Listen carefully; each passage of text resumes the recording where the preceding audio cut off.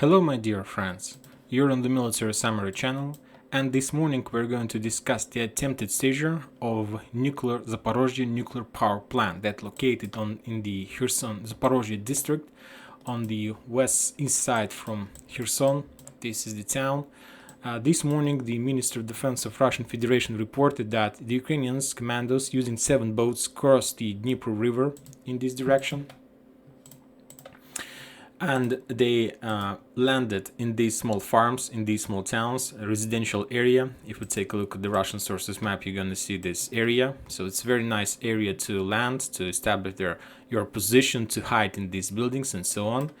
And the Ukrainian plans were to cross this area from this residential area and to attack and to establish control over the Zaporozhye power plant.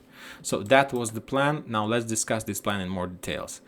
As you know, today the Western nuclear inspectors were planning to come to Zaporozhye, to Energodar, and to inspect the work of nuclear power plant with one purpose: to understand who is shelling this area. And of course, it's a very bad situation for both sides, for the Ukrainians and for the Russians.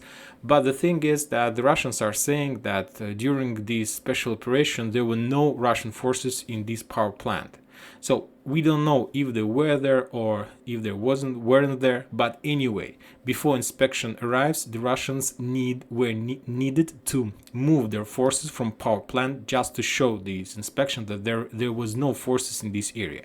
So I suppose that the Russians, right before inspections arrived, decided to move their forces from power plant to the south, to Energodar, just to show these inspectors that there are no forces in this town.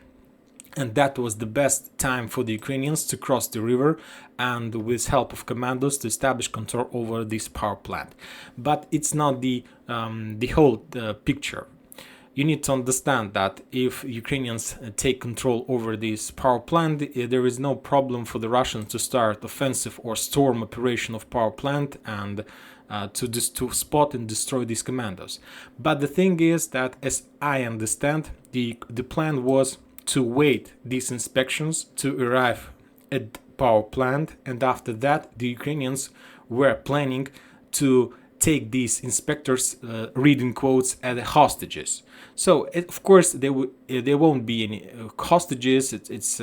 I understand that was some kind of Western intelligence plan, like in combination with inspectors and commandos, to show the picture, let's say, of some kind of hostages. And of course, if the Ukrainians were able to take control over this power plant with, let's say, hostages, in this case the Russians wouldn't have any possibilities to storm this area because of these inspectors. But this operation, these commanders were spotted by the Russians. Now I know that the Russians are shelling this area, trying to reduce the Ukrainians as much as possible. They started some kind of clearing operation, moved their forces in this direction, trying to support commandos. From the Ukrainian side, as I know, they started shelling Energodar heavily, trying to pin down and fix the Russians, their infantry that were moving from the south in direction of Ogledar, right in front of the Ukrainians, who was trying to stop the Ukrainian movements.